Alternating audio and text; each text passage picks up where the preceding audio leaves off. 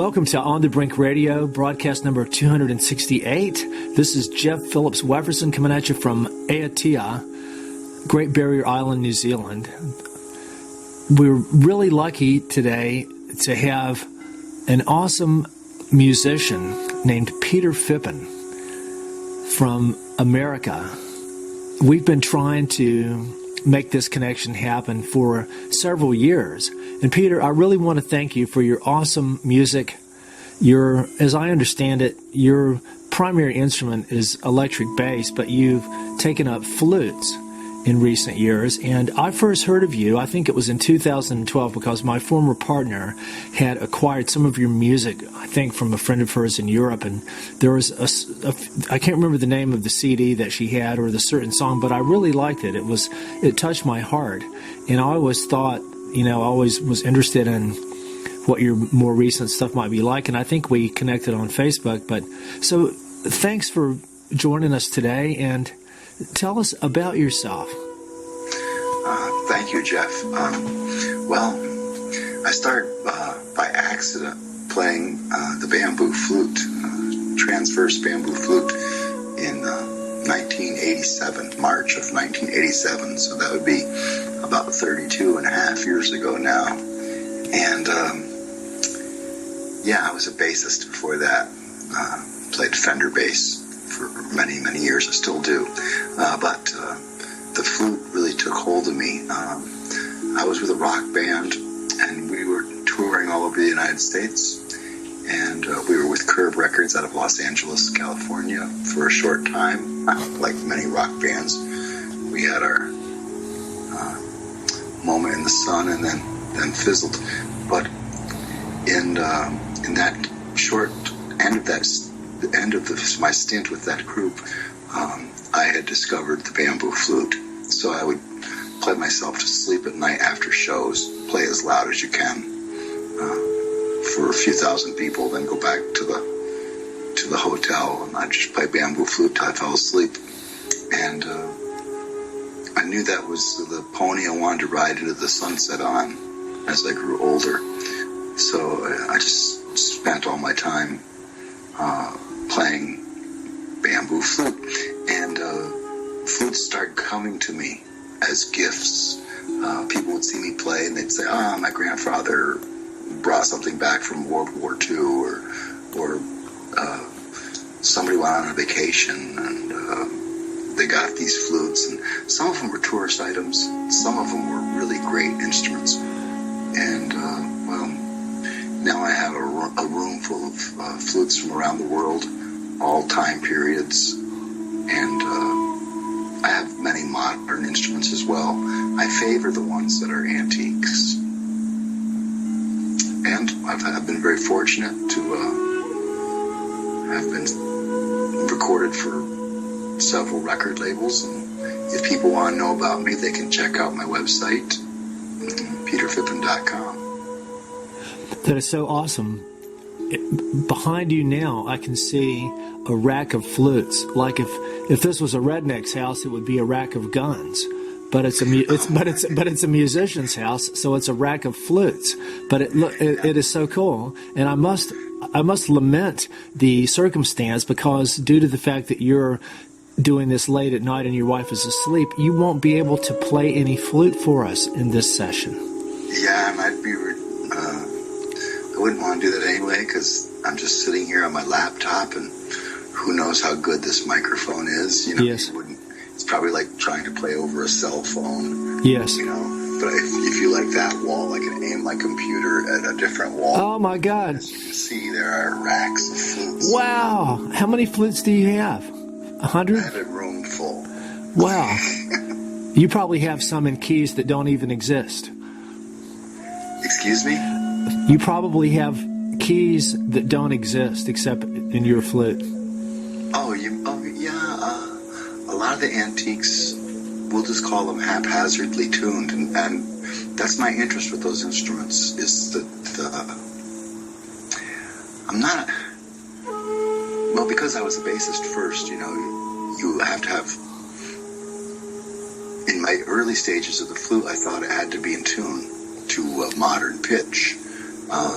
luckily for me, in about 1999, I met the late Dr. Richard W. Payne, and I spent the last 4 years of his life with him in private study. He lived down in Oklahoma City, and it's about a 16-hour drive for me. But I would go down there and spend weeks at a time with him. He had over 2,000 flutes that were all antiques. It was like a hands-on museum, and they were from all over the world. And at that time, he was debatably the world's leading authority on Native American, Mesoamerican, and South American flutes, although he had a heck of a collection from India and Africa, China, and any country on the planet. And they would all be old. And after 4 years with him, I realized that there was something lacking in a perfectly modern tuned flute for me. And you gotta remember, I'm a bassist, so I had to turn off my musician mind and play what the flute would allow me to play. Each individual instrument being its own thing. That's what interests me. Basically playing a stick with holes in it and using all different kind of embouchures, like not just flute à bec or whistle flutes, using transverse, oblique embouchure, interdental embouchure, like how they would play a flute in Iran, or how they would play a flute in Turkey or Egypt, or how they would play an Irish flute, or your conventional silver flute, which I don't play silver flute at all. Did Richard Payne play all his flutes? I have, yeah. My focus right now is replicas of the American Southwest, from like Anasazi flutes, Mojave flutes, Yuma flutes, Pomo, Grand Gulch flute replicas. I also, because you can't get the ones that are in the museums because they're too old. But then I have a bunch of, not a bunch, several really nice Edo period Japanese shakuhachi flutes, and antique bansuris, and antique flutes, boxwood flutes from New York City, antique flutes from South America, India, China, Africa. All cultures had flutes except for the Australian Aborigines, and they had, of course, the didgeridoo, which is more or less a tribal trumpet. Yes, I've heard it described as a sort of a bass flute. You play it like a trumpet. It's not a flute instrument. Yes. A flute instrument is where you blow, using your face, your lips as embouchure, give the tone like that. Like a modern Native American flute is really a whistle. It's not a flute. It's more like an Irish whistle. Yes. Or a recorder. That's why I said flute à bec. Yes. French for beak flute. Yes. Have you ever built any flutes? Oh, early on. I've only kept one flute ever made. I'm more interested in playing the antiques or really, really high-end modern wood and bamboo flutes, or bamboo and wood flutes. I should categorize. I prefer bamboo. Yes. Well, of all your flutes, are many of them pentatonic or other sort of tunings that have less than the total chromatic number of notes? Yeah, that's no matter to me. I mean, I have an African lamba flute, beautiful instrument, two tone holes, two finger holes, and it's a transverse flute. It's a natural note at both ends, but basically what it is, it's a harmonic overtone flute with two holes. So each tone hole is capable of several notes, and you can get a lot of interesting melodies on that. And the same as I have a Zulu flute from about late 1800s, early 1900s, and that's four tone holes. It's a little, it's not as,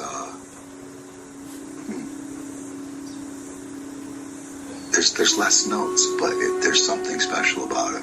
Yes. So some of them have limited range, but that's no matter. I always say you play the hand you're dealt when you start playing these really old antiques. And some of them have extended range. Some of them have very few notes. Some of them play more songs than others. That's interesting too. And, the late Japanese flutist Watazumi Doso Roshi, he said, and I always believed this before I knew who he was, he said that music is all around you if you just take the time to listen. So I'm a firm believer that there are two ways of playing. The music is out there and the others. It's just always floating around, and if you can tap into that, then you can play that, and then magic happens. If you're lucky, on a good day, I play the moment I'm allowed to play, and I don't have any preconceived assumptions about my playing. I try to never put my ego into my playing. I never want to show off with the flute. When I was a young bassist, I showed off all the time. I was a little stage ham, running around playing as fast and as high and as many notes as I could. And there are two ways of playing, technical and spiritual. So when it came to the flute, I never approached it from a musical and technical standpoint. I approached it from a spiritual standpoint. So my playing is actually pretty simple. There are a lot better technicians than I am. I just want to play the moment I'm allowed, and if some people like it, if people like it, good, and if people don't like it, good. I've taken that approach, and that's served me well. I've been very fortunate in the fact that a lot of people have wanted to record me and have me collaborate with them as a flutist. The fact that Canyon Records picked me up in 1996 and released 4 albums with me up until 2006, I'm very fortunate for that, and I'm still on good terms with them. And I just was on Byron Metcalf's last 2 Inner Rhythm Meditations albums, Inner Rhythm Meditations and Inner Rhythm Meditation 2. I was just on Perihelion by Al Jur and Andy Mitton playing Edo period Japanese shakuhachi flute, which happened to work very well with their 2 tracks that I'm featured on. So it's I've had a good run with the flute. The flute's been good to me, but it's a double-edged sword. You can't say. Like I said, I don't want to show off with the instrument, and I try to get out of the way of the music that's coming through because I'm basically channeling. And I'm not a new ager by any stretch, so when you hear me saying, like, I'm channeling the music, I'm an old rock and roller or jazz rock fusion bassist, and when I'm channeling, I'm just opening myself up to whatever is out in the universe, and I'm being an antenna, and I'm letting the flute play itself. That does not mean that I don't put a lot of time in with the individual instruments that I'm playing, so they can play, what's required of me. You have to have a certain amount of technique, because what if the music calls for a fast passage? Then you've got to be able to play it, not because I want to play fast, because the music is calling for it, and you want to be able to do that. So I spend a lot of personal time with the instruments. Well, may I ask you a very important and possibly difficult question? What is music? And does music have to be sound? No. I mentioned Watazumi Doso Roshi before, and I'll mention him again. He said a scale of 7, you take a scale of 7 notes, and you might think that's music, but it's not music. Music is all around you. So, to me, if I walk outside and I hear the wind in the trees, that's music. The birds singing, that's music. If I'm walking in the woods and I come to, and you listen to the woods, that's music. Babbling brook, that's music. Is a chainsaw? Is it on a playground? That's music. Is a chainsaw music? Excuse me. Is a chainsaw music, or a lawnmower, or a lawnmower? If a chainsaw, or somebody's cutting up some firewood. Yeah, chainsaw. That's probably heavy metal music. Yeah, literally. Yes.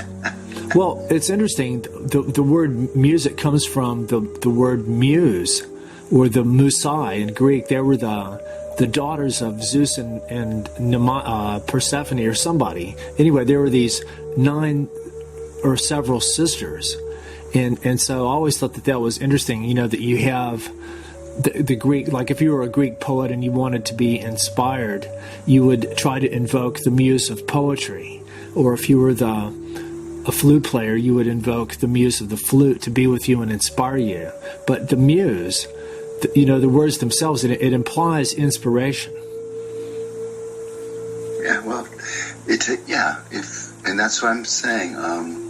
If you can go outside and listen and hear what's happening, like I'm lucky that I live by a stand of large pine trees. So if I go out in my backyard and I walk into the pines and I sit there, I can be inspired by the sound of the wind blowing through the pines, and that inspires me to play. And since I try never to control my music, I just let it happen by itself, then different things come out. It's what's interesting to me is that, flutes from certain cultures, the way I play them non-traditionally, they do different things for me in different environments. To me, they sound different during the day than they do at night. My favorite time to record an album is at night, because I think it's a different vibe, different energy than recording in the daytime. I've recorded albums in the daytime too. Not that I'm saying that stuff is any better or worse than my night music. It's just different energy. Yes. Well, does this concern the fact whether it's day or night that you're recording, or are you talking about when you actually conceive of the music? Sort of like if you have anything worked out in your mind ahead of time, if you conceived it in the day and then recorded it at night, or see what I'm saying? Yeah. I try never to practice. I only try to play. This is an interesting story. I was with our Carlos Nakai in the early 2000s, and we were at Kent State University. And I ended up on this panel, and I was with some pretty heavy hitters, Mr. Nakai being one of them. And this kid came up and played, and he was amazing. And I said, "Do me a favor, promise you'll never stop practicing." And Mr. Nakai interrupted me. He says, "No, don't practice, play." And that was very illuminating for me, and I took that to heart, and I started doing that myself. I quit practicing. And so when you walk out and you go to play something, you're always on, whether you're playing for nobody, or one person, or 10,000 people, you play the same. You play. You don't practice. Now, the musician in me, the old bass player in me, tells me that, okay, you should run up and down the flute to see what it has when you first get one. And if you haven't touched one in a couple of years that's been hanging on your wall and you're going to use it again, you might want to, quote, practice a little bit to find out all the little idiosyncrasies that are in the instrument so you can know what to expect when you forget about them and venture off into the zone. When you start to actually play. Well, I don't know how else to put it. when you're going to record a CD, would you say that all of your tracks are pretty much improvisations made up on the spot in the studio? Yes, with the exception of my Book of Dreams CD. That was all skeletal forms, kind of like a Chuck Man Jones CD. I had a head, and I had a melody, and then I had blowing changes, like a bluegrass band would have.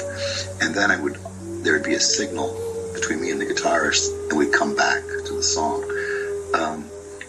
And that got very boring after the first album with Canyon, because you ended up playing the same thing the same way every time.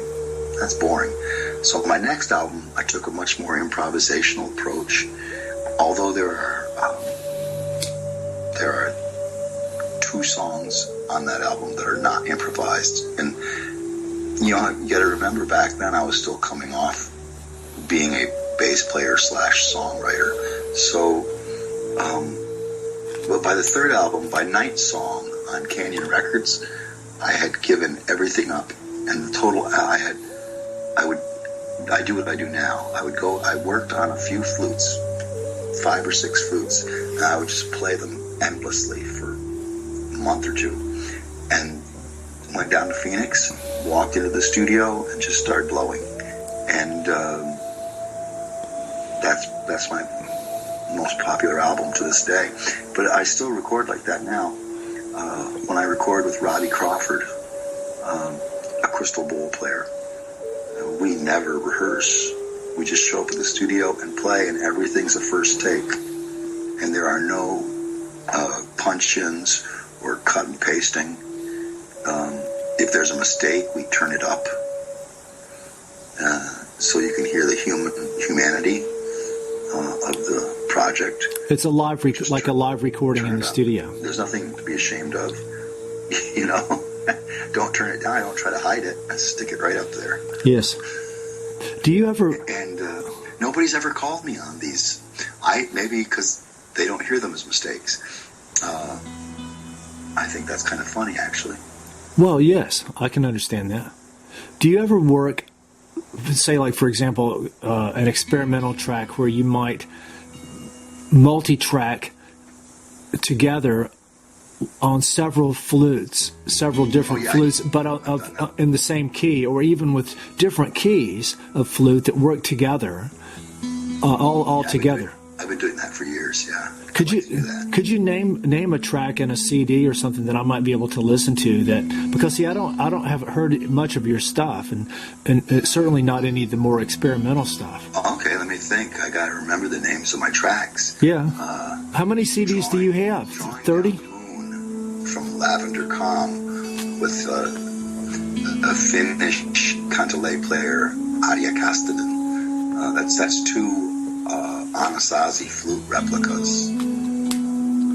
It's funny because they sound very much like a Bansuri. It sounds like 2 Bansuris, but it's actually 2 Anasazi flutes. Yes. Are they both in the same key? And they answer each other. Now, if you just with plain flute, if you go to my Night Song CD and you listen to the title cut Night Song, that's a Native American, contemporary Native American flute, and a contemporary Japanese shakuhachi. I played the Native American flute first, then I played the shakuhachi afterwards. Yes. Over top of it. Trying to think of one where I've used a silent space off my what the heck is the name of that album? Shadows of Dawn. A silent place. Yeah, that's the name of the song. That's one Japanese shakuhachi, Edo period shakuhachi, but it also has some, there's some odd things going on with that one. Let me think of some other stuff. A lot of my stuff has more than one flute on it. And if Earth Essence, there you go. What album is that on? I don't even know. It's probably on Selected Works. I know it made that album. And it's also on Lavender Calm, Earth Essence. And that's 2 of the same flute. 2 Patrick Owell bamboo flutes. I double and triple track flutes all the time. Do you have any flutes that are, I forget what you call it, it's kind of like it's got two flutes in one, where one's kind of a drone, and then you sort of play the fingerings on I don't like those. Well, I've never No, tried. Don't. I have had some, and I've either given them away or sold them or traded them for other flutes. I can understand that. I'm more interested in what I'm interested in is really, really, really old bamboo flutes. There's something about a super old piece of bamboo with some holes in it that really trips my trigger. Now, is this archetypal and or acoustic? Excuse me? Like, is this an ancient sort of archetypal connection with a tradition or something that goes back in our sort of, collective consciousness? The bamboo, like, do you think, would that be the first substance that a flute was made from? Would the oldest flutes be bamboo? Who knows, probably. I mean, it's a simple, it's already hollow for one thing, and pretty easy to just cut the nodes out of it and make a longer one. Yes. Just with a hot poker. Who's to say? I know that in Wisconsin there's this thing called a bullweed, and it's very bamboo looking, but it's much thinner and much more fragile, and that's just a weed that grows here. And these same type of reeds grow over in the northern part of Russia. What's that? Mongolia, Siberia, something like that. I've seen guys playing these. They're made out of what looks like bullweed to me. It's called a shore. It's interesting. What about flutes made of bone? Does that exist? Bone? Oh yeah, I have many bone flutes. Really? Yeah, my sign says we have a poor network connection. But anyway, yeah, I have a lot of bone flutes. And bone, of course, the oldest flutes found are bone. The oldest one, I believe, is 45,000 years old, a Neolithic flute, 5 tone holes. I believe it's a vulture bone. I have a wooden replica of that instrument, mathematically charted out, so I have those same notes. The interesting thing is, when you get people to make you replicas of these ancient instruments, you don't want them to bring them into modern pitch, because we know that modern pitch wasn't going back then. So it's very important that the guy who's making the replica doesn't have any romanticism connected to it. He's just a scientist, mathematician, and he gets the exact measurements and makes the replica with the exact bore size, with the spacing of the tone holes exact, and the size of the tone holes exact, and only then can we know the sound of those ancient flutes. Now, that's what interests me. Explain to us. The flutes I can't get from the museums because there's only one of them and they're so old. Then luckily there's a guy who lives here about an hour and a half from me, who's his name is Rich Purdy, and he goes and he measures these things out, and he's an excellent mathematician. So when he makes a replica and he hands it to you, you know that this is exactly what it sounded like 1,000 years ago, or 45. He's the one that made my Neolithic replica. You know that that's what it sounded like 45,000 years ago. Yes. Have you recorded with it on anything that we could hear?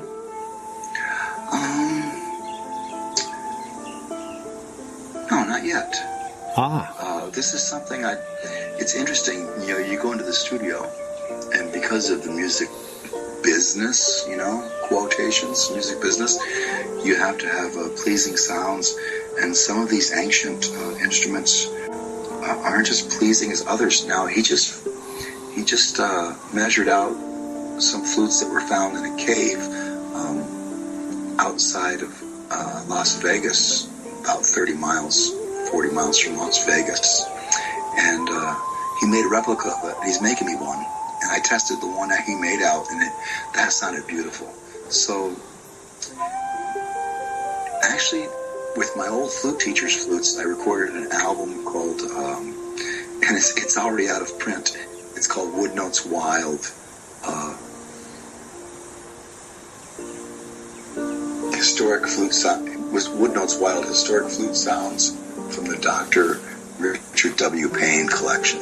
And Dr. Richard Payne was my late teacher, and he's the one that had 2,000 antique flutes in his house. So with his instruments, I recorded an album of all antiques, and that was nominated for a Grammy back in 2010. Yes.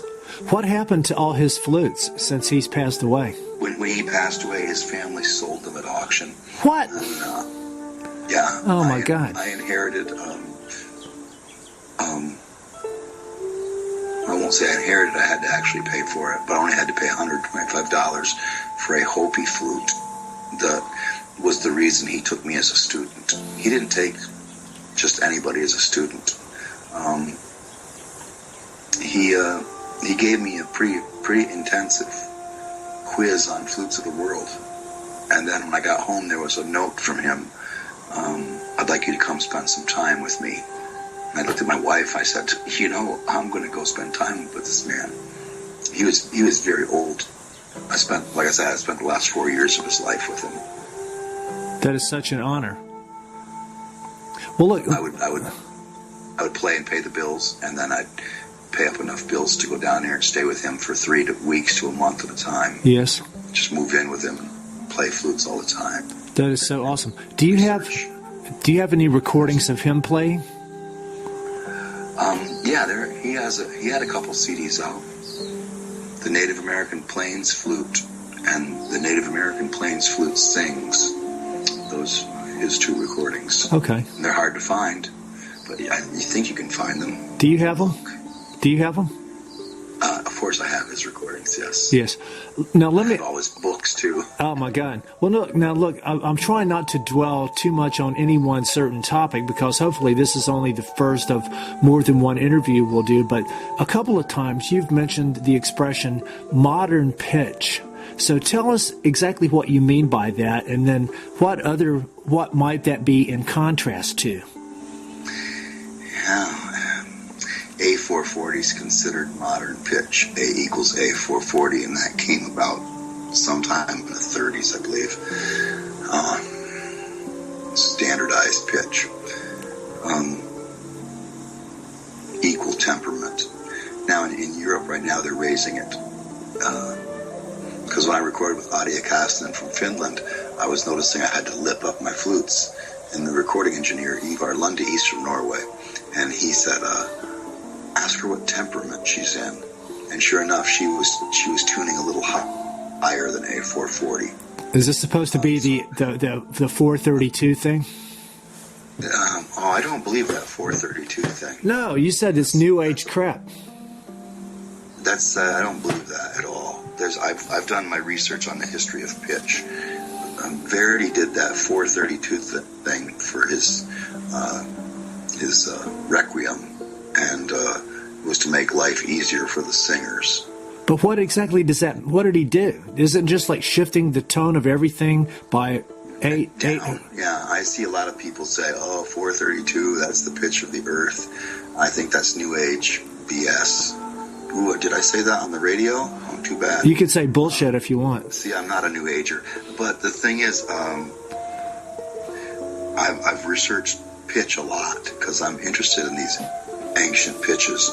We know the Germans they had a pitch of, A405, A403, A402, 430 you see, but you don't see 432 ever. Well, and that's interesting to me. May I share something interesting with you? Have you heard of Paul Horn, the flute player? Yeah. Paul,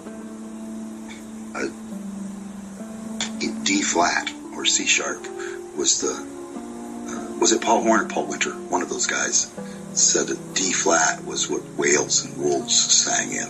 Well, I don't know if that's true or not. I'm familiar with both of their music, but Paul Horn is the guy that, I mean, among other things, he's recorded inside structures like the Taj Mahal, the Great Pyramid, down in the Grand Canyon, various cathedrals and stuff. And he has stories of where he, pays off all the guards in order to let him spend the night in there by himself and stuff. But what I found interesting in his CD of Inside the Great Pyramid is that before he even starts playing, he's sitting there in front of the king's coffer.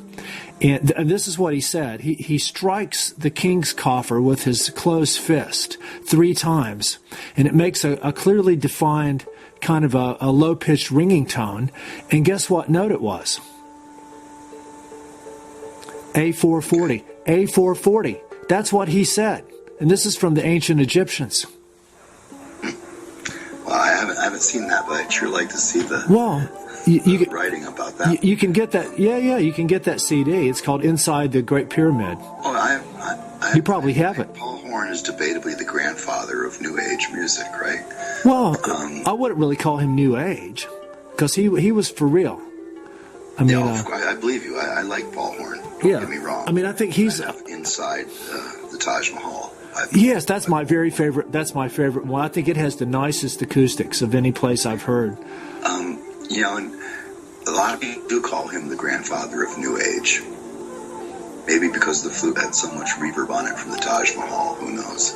Well, to me, New Age is kind of a put down. Yeah, New Age is a catch-all phrase for the marketing. It's a marketing category. What you're doing. If they hear something beautiful and they hear that it may have effects on it and it's sweet, so they don't know what to put it in, whether it be world music, ambient, neoclassical. They don't know what to call it, so they just say, okay, New Age. Yes. Even Native American gets thrown into Absolutely. New Age. Well, once I was hitchhiking, and this guy, we were talking about a lot of kind of quote-unquote New Age kind of stuff, and this guy asked me, I think he was a born-again Christian, and he goes like, Jeff, so where is the New Age headquarters located? He thought it was like a corporation that had a building called New Age Incorporated, where it all came from. And I go like, well, it's a bit more, kind of distributed than that. But I can see why he would think that. But it's like all the New Age stuff. It's based on stuff that's for real, like the chakras and mandalas and yoga and blah, blah, blah, and all meditation and all this stuff. It started from a lot of it from Eastern cultures and ancient indigenous people. But it's been kind of very ancient stuff. It's been bastardized in a way. Yeah, you said it. I didn't, but I agree. But yes. And to a point, I agree to a point. It's like I read the Tao Te Ching a lot. Yes. And I apply it to my music. Yes. The note that can be played is not a note. Yeah. I apply the Tao Te Ching to my music, and I take away rather than add. If I can say something with 3 notes, why would I use 12? It's more notes to market. No. You're saying the same thing. I can't believe I'm saying this, because when I was young, I never believed it, but now I do. Less is more. And to me, it's not about how fast your fingers are running up and down the pipe. It's about your tone. It's in the lips. It's not in the fingers. It's about your embouchure. And I spend huge amounts of time on many different embouchures with the flutes. And I think that's where that's my forte. Well, that is a very advanced, that's light years beyond me. And may I ask, could you use different embouchures on the same flute and get different sounds? Yes. See, now that's very interesting. Like on a Sazi flute, you can play it. Most people play it straight on, like a shakuhachi or a South American kena or a Chinese shao. However, you can play it like a Turkish ney, oblique, or you can play it interdentally, like a Persian ney or Iranian ney. And I've seen some Egyptian guys do that too. Now, if you look at pictures of Hopi Indians from the late 19th century, you'll see that they're all playing with the flute between their teeth. You'll see the flutes between their teeth, and they're using the back of their tongue, and it makes a much harsher and louder tone. That's interesting. How about playing one with your nose? A nose flute? Yeah, I have nose flutes. Do you? Is that Philippine Islands and Hawaii? Does Yes. it go in both nostrils? No, you go in one nostril. Some of them, the shorter ones, you can close one nostril with your finger. And I've read where you can put mud or something up a nostril. You want to have two free hands. I can play them with one open nostril and one closed. We see, I do a school program. The nose flute is the favorite of all the kids. I'm sure. Well, check this out. I was in Berkeley, California once, and I saw a poster for a band, and it was called Butt Trumpet. And that created an interesting image in my mind. The kids would probably like that. The president might be good at that. There are lots of interesting instruments in the world, that's for sure. And the nose flute is one of them. But, it's a beautiful tone. It's very akin to the Papago flute from the Arizona New Mexico border, which is an ancient form of Native American flute. It only has 3 tone holes, and it's made of a species of cane or bamboo called Phragmites communis, and there's on either side of they leave a node, and on either side of the node they put a hole, and then they route it out a little bit, and you put your finger over that, and that's where the tone is produced. With your finger in your other hand, you finger the 3 tone holes. Yes. And you can get sometimes 2.5 octaves with it, depending on the instrument. Well, let me ask you this. Why do indigenous people play their flute if they don't have anything to market?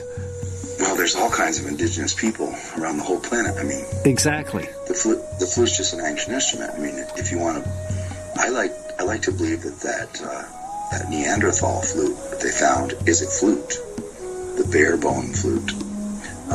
There's debate whether it's a flute or not. What else would it be? Some people say that a carnivore just killed a baby bear, and that's his teeth marks. Well, have you heard of Stephen? Some people debate that it's a part of a flute. Well, I've heard melodies played on it by a guy from Slovenia. He passed away, but there's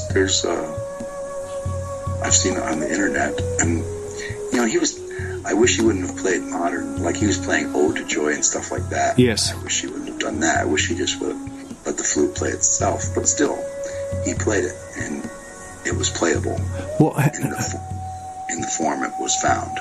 Have you heard of Stephen Mithen, M-I-T-H-E-N? He's an Oxford University anthropologist who wrote a book called The Singing Neanderthals, and he reckons that the Neanderthals, far from being barbaric savages like we like to think of them, that they were actually a neo-shamanic culture that they communicated by singing, that they had musical instruments, that they made jewelry, and probably possibly agriculture and knowledge of astronomy and stuff like that. And I think...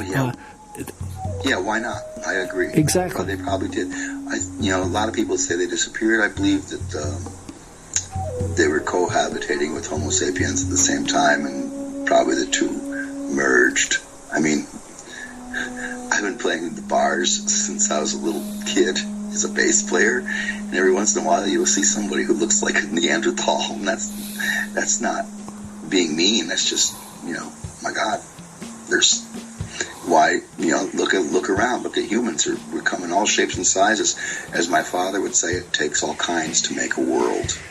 And Monsanto's helping us expand on that. Yeah, and so that's what I believe anyway. I believe they probably interbred and what we have today. Yes. Well, now let me ask you this.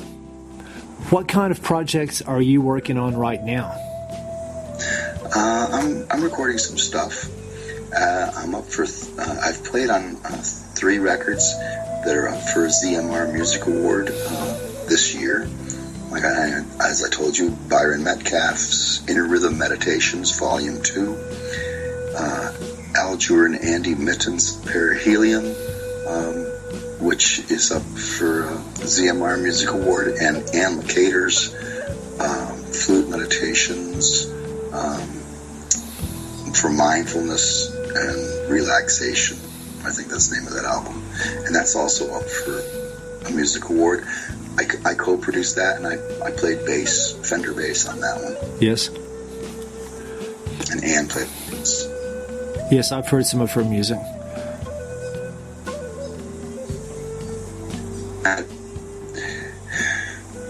It doesn't matter who plays what, to me. If you get some like-minded musicians in the studio, and it really doesn't matter who plays what, as long as the end result is good. Yes. Now, let me ask you maybe a bizarre question, but physically not impossible. Is it possible to play any kind of flute by inhaling through it rather than exhaling into it? That would be free reeds, like from Southeast Asia. So that exists? I don't know if you were aware of the Hmong culture. No. They have free reeds, but I don't know if the free reeds actually classify as a flute. Like harmonica, you breathe in, you breathe out. Yes, yes. Well, a very primal form of harmonica is like the gang. It's a Laotian instrument, but I've seen them in the Chinese version, and the shang from China. You can also breathe in, breathe out. I don't know if that classifies as a flute. I think it classifies as a free reed. Yes. Well, you said before that you like to play along with whale songs. Yeah, I like whale song. I like all natural sounds. Like I grew up in the foothills of the Adirondack Mountains in upstate New York, so I would spend vast amounts of time just walking around in the woods and listening. When I was a little boy, my mother used to take me on picnics, and she'd make a tuna sandwich, maybe a bottle of Coca-Cola and an apple, and we'd go up into the woods, we'd eat our lunch, and then she'd ask me, "What do you hear?" And I must have been 4, 5 years old. And she wouldn't settle for the wind in the trees. That wasn't a good enough answer. She wanted me to really deep listen. And, so come back with, like, the wind blowing in the grass, whatever you'd hear. If there was a brook maybe quarter mile or half mile away, if you could hear that, that was good, She wouldn't let you settle for I hear the birds singing. I mean, if that's obvious. She was always looking for the hard answer. What do you hear? Basically, she was making me listen to the universe or the earth itself. Because what part of the cosmos do we have access to but the earth, So the earth music is really space music. Yes, I always tell people we don't need to go. I like to call the music that I play living music, since it's all made up on the spot and improvised. And I have no idea what I'm going to play. I know what flute I'm going to play. I know what flutes I'm warmed up on, and I just let them start playing themselves. So with the first note, it's the birth, and then the piece matures and blossoms, and then starts to fade away, and with the last note, it's the death of the piece. And if you got the computer rolling and you've captured it, then you can release it. Because I can't play any of the pieces on my more recent albums. ever again. I can play a facsimile, but it'll never be the same. Very interesting. So living music or earth music or space music, I don't know what to call it, what I do, ambient. You know, some people call it world. So I'm lumped into the term New Age, for lack of a better thing. Have you ever seen the Aurora Borealis? The Aurora Borealis? Yes. You mean the Northern Lights? Yes. Yeah, of course. You've seen it many times. Well, I live in the Northern Hemisphere. Exactly. Well, look, I've heard more than one person say, and these tend to be Scandinavian people, that sometimes the auroras actually make a sound that you can hear. I've heard that too. Have you heard the I'd sound? love to hear it. Ah. I'd love to hear it. Absolutely.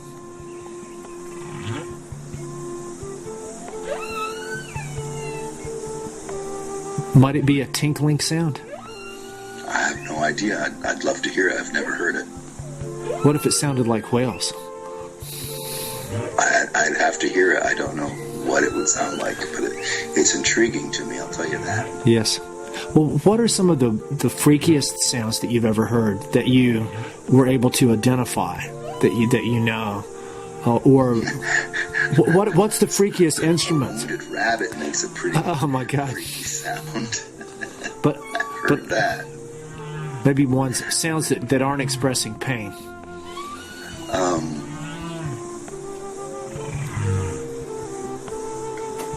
Yeah, I like the trees creaking. Old trees that creak. That's an interesting sound to me. I wouldn't call it freaky or creepy. It's just natural. Yes, I know that sound. Yeah. 2 weeks ago, I've recorded cicadas get really loud when it's hot, and I've been recording them. I'm familiar with that sound. Yeah, it's just a course. It's like listening to the frogs sing at night. You know, if you've ever been by a quiet swamp in the country, you know, the frogs sing, and that's a whole. I think I like the frogs better than I do the cicada sound. Yes. But, you know, to each his own. Everything's it's personal preference and taste. No, what about bird sounds? Do you have certain birds that you like? Oh yeah, I love bird song. I love mourning doves. I love that their call. It's a beautiful call. Very flute-like. Yes. Down here, we have a little owl called a moorpark, and it goes. Yeah, owls I love owls too. All bird song is interesting to me. Actually, you know, I like how crows sound, and I have a crow call, and there seems to be a lot of crows around where I live. And if I'm out in the summertime, I'll have the crow call with me, and if I hear a crow start, you know, caw, caw, yeah, yelling at me, I'll holler back with my crow call, and sometimes I can get, 10, 15 of them all going nuts. Really? And my wife will actually come out and say, "Stop that!" Drive our neighbors nuts. That's funny. Well, check this out. In the it's humorous. In the northern hemisphere, the crows go caw caw, but the crows in Australia and New Zealand, they go flock flock flock flock flock flock. It's a totally different. It's interesting. See, so again, you can only. It's like they say, you only can write what you know. Well, you can only play what you feel or play what you know. And since I grew up in upstate New York, and now I live in west central Wisconsin, which is still the northern hemisphere,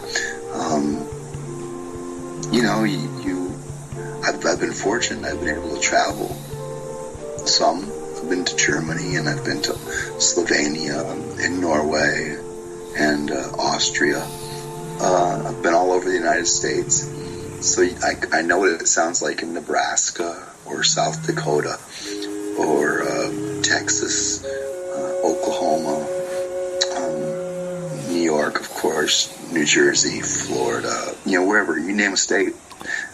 They all sound a little bit different. They sound the same but different. It's interesting to me, and those are the things I listen for. And these are rather subtle differences, but they're still differences. Yes. Well, do you think that a lot of people don't have very acute hearing? I don't know. I don't know about that one. I think maybe they're just not listening. Yes, they're not. The sound is reaching their eardrum, but they're just not attending to it. So, are they still hearing it? Yeah, that's a good question. It's like the tree falling in the forest. The vibration is still Good there. Question. I don't know. No, I don't know. Some people might hear the birds as just noise to them. They might not hear it as music at all. It's like one man's meat is another man's. Trees. They might find crows annoying. I find them kind of funny and Yes, fascinating. exactly. I like to listen to raccoons. They purr just like cats. Do they? Louder. I don't know if you knew that. No. If they're happy, they do that thing a cat does. They purr. Yeah. And it's much louder and a little more bassy. Interesting. I heard that from a big black bear once. It was so deep it made my chest resonate. This was in Yosemite in the middle of the night. Yeah. As much as I love animals, I wouldn't want to get that close to a bear. Well, I didn't see it. It warned me. In the wild. It warned me, so I didn't walk into it in the pitch darkness. What is the sound of one hand clapping? That's the one sound. That's a simple question. That's the one sound. Ah. That's it right there. The one sound. Well, Peter, I can't thank you enough for taking the time to do this. It's like several times we could have gone for an hour down the little route that we were talking about, but I've pulled back and to go down another path, and because you're a very interesting person, you've got a lot of, I'm only seeing the tip of the iceberg of what you're all about, and then, like Steve Martin said, he said, talking about music is like dancing about architecture. Okay, yeah. The space between heaven and earth is like a flute. Empty, yet when moved, more and more emerges from it, and many words exhaust themselves on it. But let me get back to that hand clap thing for you. The one sound. That's just everything. You walk outside, clapping your hands is no different than walking outside. It's all part of the one sound. I gotta send you a video.